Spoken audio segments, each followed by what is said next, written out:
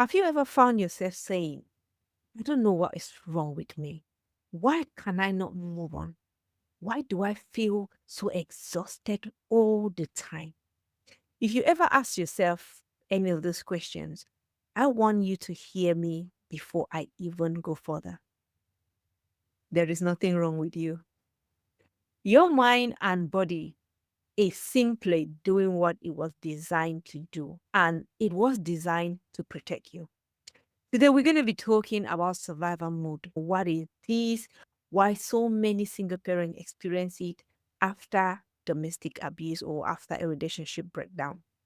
And how can you begin moving from that survival mode to a truly thriving mode or truly living again? Arise and thrive.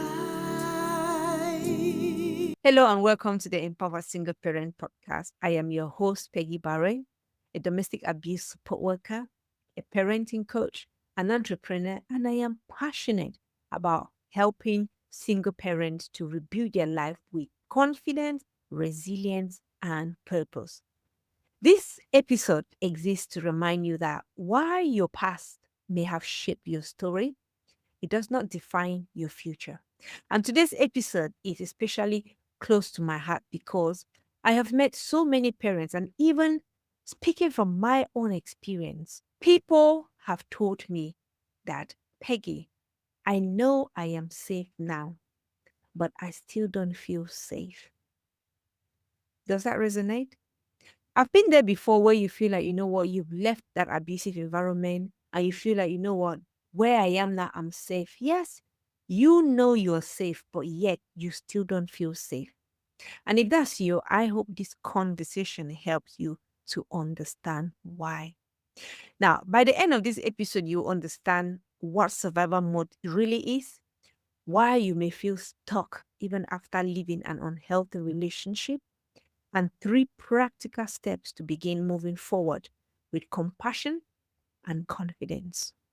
Let me start with something important. Many people agree that healing begins the day they actually leave an abusive relationship. Because you know what, for months or even years, your body may have been living in constant state of alert. You know those moments where you feel like you are watching every word that everyone is saying. You're trying to avoid conflict. You're predicting people's mood. You're walking on eggshell. You're making yourself smaller just to keep the peace. That is not weakness. That is survivor. Because even after leaving that relationship or when that relationship ends, your nervous system does not automatically receive the message that, hey, we are safe. No. Instead, it continues to do what it has learned to do over the years. And for some people, we're talking about decades of being in that constant state of alert. Your nervous system has been trained for so many years to stay alert, to stay conscious, to stay prepared. And now that you are out of that abusive environment, it is still playing in your body and is playing in a different way. That is why sometimes you feel like, you know what, I'm feeling so tired even after sleeping. I feel I'm finding it difficult to concentrate. This one used to be my big one. I used to find it so difficult to concentrate. You are thinking, overthinking every decision. And guess what? When you move out of that environment, especially when you're with children, decision making now is in your hands, especially if the other partner was the main decision maker. Now you are left with the children. Little things, everyday life, every decision, you need to make it. And sometimes you just spend hours and hours overthinking it. And all of this starts to make you become so overwhelmed. And this may lead to us getting even unnecessarily angry. That's why it's common. Sometimes you see not snapping at your children and then feeling guilty afterward. And sometimes you feel disconnected from your own self. You don't even know who you are. You don't even know how you feel. You don't even know what is happening within you. You're just feeling that you're just numb. If any of this sounds familiar, please know that you are not failing. Okay. You are healing. Healing will let you go through this difficult bit. You'll feel the pain, but the good thing is that you are moving towards the right step, and that step is towards healing. Okay. Our brain are incredibly protective.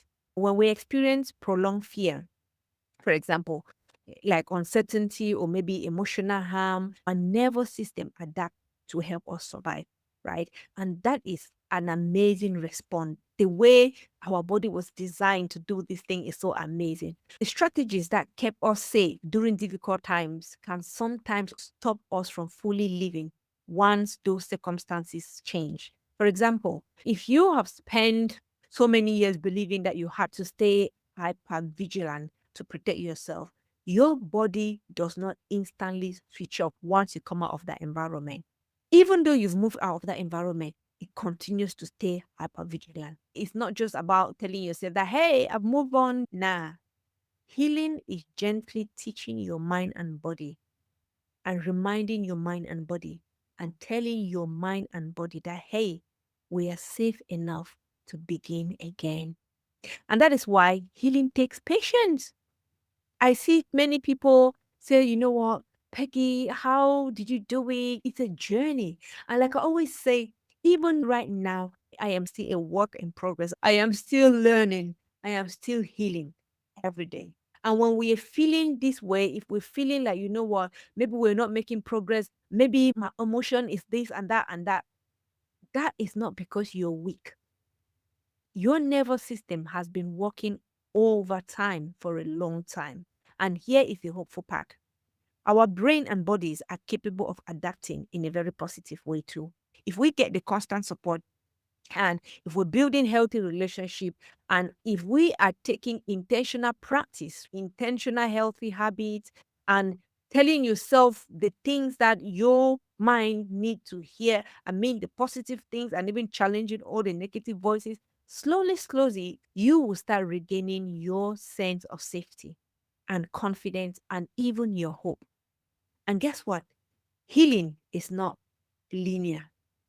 Some days you feel strong, other days you feel like you've taken a step backward, but that is normal. So, hey, progress is not measured by perfection, like I always say. It is measured by persistence. So long as you continue to work on yourself, it's okay. Gradually, you're going to move from that mode of being to start moving. So I would like to share 3 gentle practices that can move us from that survival mode to the mode that we actually want to be in. Step number 1 is you need to slow down before you push forward. Very important. I remember the time that I came out of my own abusive environment and I was trying to heal. I thought, you know what, I had to do everything at once. But no, it took me time to understand that I needed to slow down before I push. Because many parents will tell themselves, like, I should be over this by now.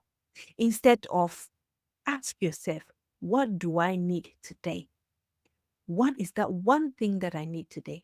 And sometimes the most important, productive thing that you can do is just rest. Just rest. Yes, I know I used to feel so guilty when I catch myself resting. But it taught me all this while I've learned that it's okay to rest, right? Because guess what? Healing grows in safe spaces, not in self criticism. Step number 2, we need to create a small daily moment of safety. Your nervous system learns through repeated experience. And that might look like sitting with a cup of tea without rushing. It took me so many years to actually inculcate that habit that I can make a cup of tea, just sit and drink it without feeling guilty. It may also mean you taking a short walk, listening to calming music, praying or meditation, reading with your child before bedtime. These moments may seem small, but they will tell your body that, hey, right now, I'm safe, right? And Gradually, when you do that, you start rebuilding your confidence, you start rebuilding self-esteem, you start feeling that real safety, like this is me. This is me, and this is the environment that I want to live in.